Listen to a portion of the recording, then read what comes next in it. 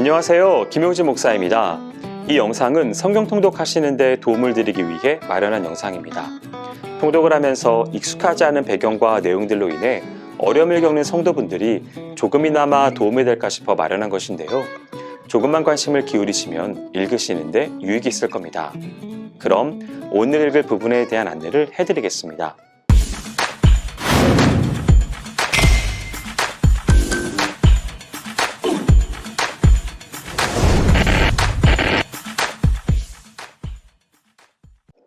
오늘 읽을 본문은 시편 89편, 96편, 100편, 101편, 105편과 132편입니다.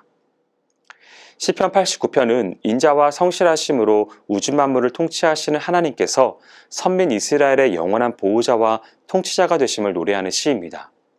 그리고 그러한 하나님의 인자하심과 성실하심에 근거하여 하나님께서 과거 나단을 통하여 다윗에게 주신 언약, 곧 다윗 언약과 모순되는 듯한 현재의 환란에 대하여 여호와께 아뢰며 여호와께서 언약하신 대로 다윗 왕가와 그 백성들을 구원해 주시기를 요청하고 있습니다.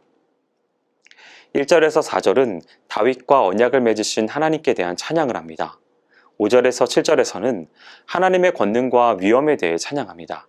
그리고 8절에서 14절에서는 당신의 지으신 천지만물을 공의로 다스리시는 하나님께 대하여 찬양합니다. 그리고 15절에서 18절은 하나님의 백성이 누리는 축복을 기대하는 내용으로 전개됩니다.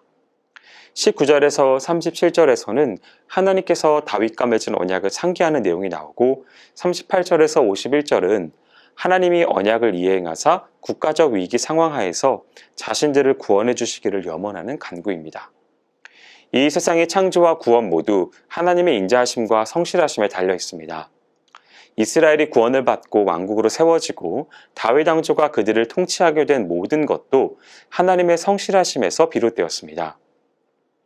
하지만 이스라엘의 왕들과 백성들은 인자하시고 성실하신 하나님께 거역하여 바벨론 포로라는 엄청난 징계를 받았습니다.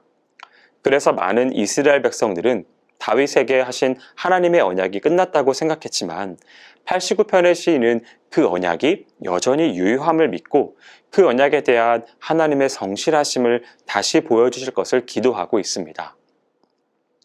다윗 언약이 완전히 폐기된 것 같고 하나님 나라가 재기불능인 것 같은 상황에서도 하나님의 인자하심과 성실하심은 예수님을 통해서 하나님 나라와 그 나라의 왕을 회복시키셨습니다. 부활하시고 승천하셔서 하나님 보좌 우편에 앉으신 영원한 왕 예수님이 계시기에 결코 교회와 하나님 나라는 망하지 않습니다. 절대로 폐위되지 않으실 왕 예수님을 의지하여 교회의 연약함과 부정적인 면들을 이겨내야겠습니다. 하나님 나라를 향한 사탄의 모든 공격을 왕이신 예수님을 의지하여 물리쳐야 합니다. 또 우리의 연약함과 교회의 죄로 인해 우리는 징계를 당할 수 있습니다. 하지만 예수님 안에서 하나님의 언약은 결코 폐하여지지 않습니다. 하나님은 당신의 자녀들과 교회를 통해서 하나님 나라를 온전히 세우실 것입니다. 그러므로 어떤 고난 속에서도 예수님 안에서 주신 하나님의 약속과 하나님의 인자하심을 구해야 하겠습니다. 시편 96편은 우주의 통치자 되시는 하나님께 대한 감격적인 찬양을 담고 있는 시입니다. 1절에서 6절은 온 세상을 창조하신 하나님께 대한 찬양의 권고입니다.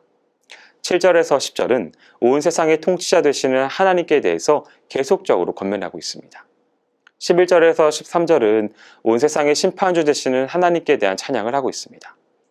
여기서 알 수 있듯이 시인은 하나님이 천지만물의 창조자요 통치자이시며 장차 이 세상을 심판하실 자임을 들어서 그의 피조물인 하늘과 땅, 바다, 그리고 그 가운데 모든 것들에 대하여 하나님께 한 목소리로 우주적인 찬양을 드리라 라고 요청하고 있는 것입니다. 이는 비단 인간뿐 아니라 하나님의 지으신 자연 만물의 본분이 하나님께 찬양과 영광을 돌리는 데 있음을 근거한 요청이라고 할 수 있습니다.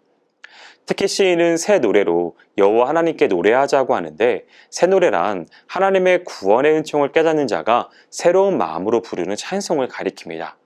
비록 지금은 우주 만물이 아담의 타락 이래 하나님의 저주 아래 놓여 있다라고 말할 수 없는 이 탄식과 고통을 겪고 있지만 장차 그리스도께서 재림하시는 날 만물을 새롭게 회복하실 터인즉 그때 천진만물 온 우주가 새 노래로 하나님을 찬양하는 장면은 감격 그 자체가 됩니다. 한편 이러한 시편 96편은 하나님의 구원과 통치의 대상이 이스라엘 민족뿐만 아니라 온 세계를 포괄하고 있음을 보여줌으로써 만민 구원 사상을 시사하고 있다는데 그 의의가 있습니다.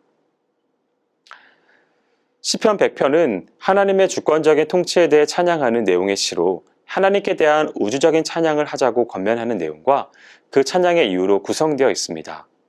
이 시는 하나님을 경외하며 그분께 늘 찬양드려야 할 자들이 지녀야 할 참된 경배의 자세와 정신이 어떠한 것인지를 우리에게 교훈해 줍니다.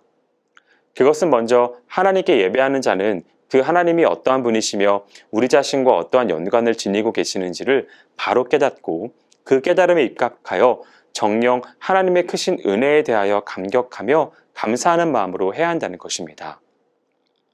그리고 하나님을 찬양함에 있어선 그분의 선하심과 인자하심, 진실하심을 기려야 한다는 것입니다. 이러한 예배야말로 실로 하나님께서 받으시기에 흡족한 제사요 우리의 온 마음을 감사의 물로 바치는 산 제사이니 하나님께는 영광이요 우리에게는 진정한 기쁨과 은혜 위에 은혜가 더하게 될 것입니다. 시편 101편은 다윗이 지은 것으로 그의 통치 초기에 하나님 앞에서 거룩함을 유지하여 백성들을 올바로 다스리겠다고 맹세한 시입니다. 하나님께 기름 부음을 받은 다윗은 새로운 정부 조직을 갖추어야만 했으며 특히 정부의 각 요직을 맡을 관리들을 선발해야만 했습니다. 물론 다윗은 왕으로서 그 자신이 하나님 앞에서 거룩하고 충성된 자여야 했을 뿐만 아니라 관리들 역시 충성되고 거룩한 성품의 소유자들을 선발해야 했습니다. 이에 다윗은 하나님의 이 세상에 대한 통치 원리들을 상기하며 그 자신이 하나님의 통치 원리를 본받을 것을 맹세함은 물론 그 자신과 함께할 관리들 역시 흠없는 자들로 선발할 것을 결심하기에 이른 것입니다. 따라서 본시에는 하나님의 의로운 통치를 본받아 그것을 이 세상 속에 실현시키며 헌신하려는 하나님의 종으로서의 통치자 다윗의 신앙 자세가 잘 나타나고 있습니다.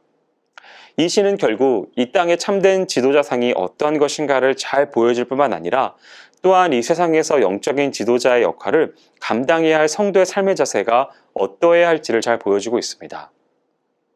실로 참된 지도자란 모든 권세의 근원이 되시는 하나님의 주권을 인정하고 그분의 뜻을 겸손히 따르는 자로서 자신뿐만 아니라 자신이 지도하는 공동체 안에 하나님의 공의가 실현되도록 노력하는 자입니다.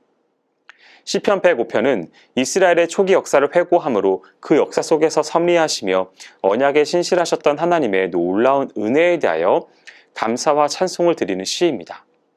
1절에서 7절은 과거 이스라엘의 역사 가운데 나타난 여호와의 행사하심에 감사와 찬양을 돌리라고 백성들에게 촉구하고 있습니다. 8절에서 45절까지는 이스라엘의 민족 형성사를 회고하는데 출애굽 이전사를 회고하고 가나안 정착 때까지를 나누어서 회고합니다.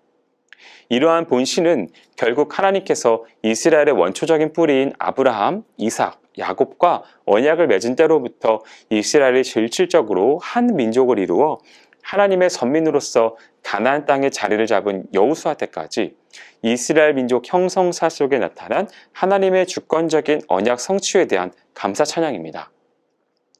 즉 하나님께서는 이스라엘 선조들에게 선민 이스라엘의 축복을 약속하셨고 이러한 언약을 성취하시기 위해 선민 이스라엘 역사를 친히 계획, 주관, 섭리하셨습니다. 그리하여 결국 출애굽이라고 하는 엄청난 대역사를 이루어내셨고 약속의 땅에서의 풍성한 축복과 승리를 허락하셨습니다. 이 모든 것들은 오직 하나님께서 아브람과의 약속을 신실히 기억하셨기에 가능한 것이었으며 이는 또한 이스라엘로 하나님의 뜻에 온전히 따르는 하나님의 백성을 삼기 위한 그분의 주권적인 은총이었습니다. 따라서 이렇게 이스라엘 역사 속에 나타난 하나님의 신실하심과 주권적인 은총은 이스라엘이 마땅히 감사 찬양해야 할 충분한 이유가 됩니다. 시편 132편은 하나님의 성전이 완성되어 언약궤를 안치하는 기쁨 속에서 성전에 임하시는 하나님의 영광을 찬미하며 다윗에게 베푸신 언약과 은혜에 대한 감사를 노래하는 시입니다. 1절에서 5절은 옛날 다윗이 하나님 앞에서 성전을 짓겠다고 한 서원을 회상하는 부분으로 여기에는 하나님의 성전에 대한 다윗의 열심이 어떠했는지를 잘 나타냅니다. 실로 다윗은 비록 하나님에 의해 성전 건축의 뜻이 당대에 이루어지지는 않았지만 성전을 지어 하나님의 언약궤를 안치하기까지는 그의 화려한 백향목국에 거하지 않기로 서원할 만큼 성전 건축에 대한 열의가 지대했었습니다. 이어 6절에서 9절은 다윗이 하나님의 언약궤를 오베데돔의 집에서 시온으로 옮겨와 그가 예비한 장막에 안치할 때의 감격적인 상황을 회상한 부분입니다. 끝으로 10절에서 18절은 하나님이 다윗에게 주신 언약을 회상하면서 그 언약들이 반드시 실현되리라고 하는 확신을 노래합니다. 이를 종합해 볼 때 132편은 성전 순례자들이 성전 건축과 관련된 과거의 역사를 회상하면서 그 성전 안에서 간절히 사모하고 기쁘게 찬양해야 할 하나님의 영광을 노래함과 동시에 다윗 언약을 통해 베푸신 하나님의 영원한 은혜와 축복에 대해 감사 찬양하고 그를 더욱 소망하는 것이라 할 수 있는데, 이는 영원한 하늘나라의 성전을 향해 순례하며 영원한 왕으로 다시 오실 예수 그리스도를 소망하는 성도들이 부를 찬양이기도 합니다. 여기까지 시편 89편, 96편, 100편, 101편, 105편과 132편을 성경 통독하실 때에 도움이 될 만한 내용을 전해드렸습니다. 혹시 이 외에 질문이 있으시거나 나누고 싶은 이야기가 있으시면 밴드나 댓글로 달아주시면 필요한 도움을 드리겠습니다. 그럼 내일 다시 만나도록 하겠습니다. 통독 화이팅 하세요.